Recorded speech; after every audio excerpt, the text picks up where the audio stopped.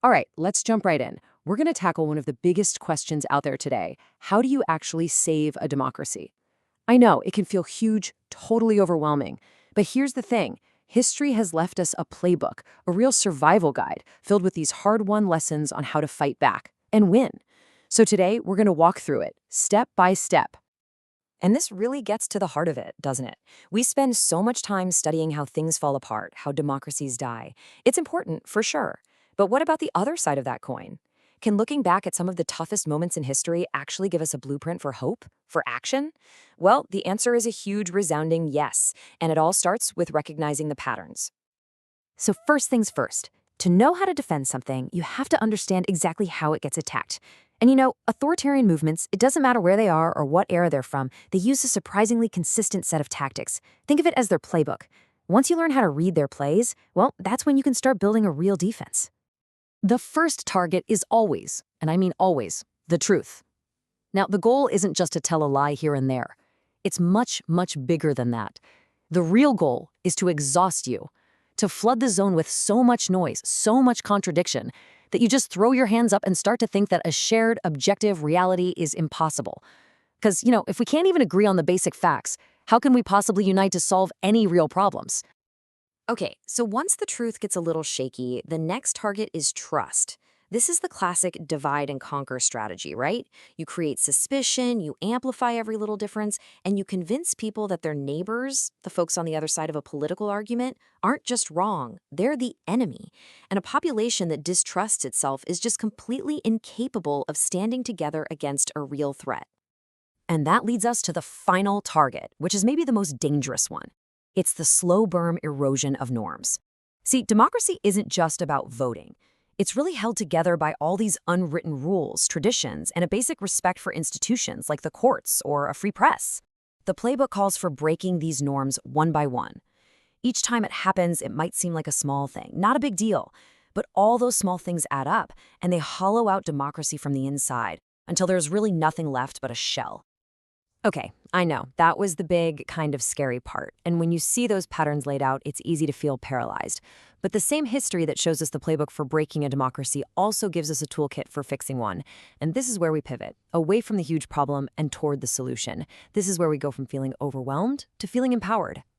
And what's so powerful about this is how simple these first actions are. This isn't about, running for president tomorrow. It's about building habits. You fight the attack on truth by taking control of your own information diet. You fight the attack on trust by actually really talking to people you disagree with, not to win an argument, but just to understand where they're coming from. And you fight the attack on norms by actually participating in them, even at the most basic local level. This quote just says it all, doesn't it? That feeling of being overwhelmed, that you're just one person and you can't possibly make a difference. That's the authoritarian playbook's secret weapon. It's designed to paralyze us. But history shows us time and time again that every single major movement for change started with individuals just deciding that doing something, no matter how small it seemed, was way better than doing nothing at all. So let's zoom back out again. We've gone from the big global problem down to your small personal steps. Now let's look at what happens when millions of people all start taking those small steps together. Let's look at the actual historical proof that this stuff really works. I mean, these aren't just feel-good stories. They are case studies in people power. In Portugal, you have a dictatorship that lasted almost 50 years, and it crumbled peacefully, all because the people and parts of the military just said, enough. In Czechoslovakia, you have students and citizens with basically nothing more than persistence and creativity bring down an entire regime. And more recently, in South Korea, months and months of sustained, peaceful public pressure held the highest office in the land accountable. It can be done.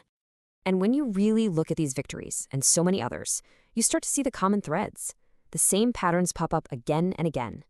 Change didn't come from some charismatic savior swooping in to save the day. Nope, it came from ordinary people organizing themselves. They were patient, they used the very tools of democracy they were trying to protect, and this is so crucial, they maintained discipline and nonviolence. That's the formula. And that brings us right back here, back to you. We've seen the threat. We've seen the toolkit, and we've seen the proof that the toolkit actually works. All those massive, world-changing historical movements were really just a collection of millions of individual first steps. So the only question left is, what's yours going to be? So what is that first step? It's simple, and that's the whole secret. Don't think about the 10 things you need to do. Don't get overwhelmed by the mountain you feel like you have to climb. Just focus on one. One article you read from a different point of view, one conversation you have, one local meeting you attend, just one single action. And ultimately, this is the choice right in front of all of us. Doing nothing, well, that's not a neutral act. It's a vote for the way things are. It lets that feeling of helplessness wing. But choosing to do just one thing, that's not just an action. It's a huge identity shift. You go from being a spectator of history to a participant. You start building your own power, your own sense of agency. You start writing a new chapter. Because in the end, democracy isn't some destination we've already arrived at. It's not a monument we just admire from a distance. It's a story. And it's a story that is actively being written every single day by the actions or the inaction of millions of people like us. It's a collective project. So the question I want to leave you with is this. What sentence are you going to contribute to the next chapter?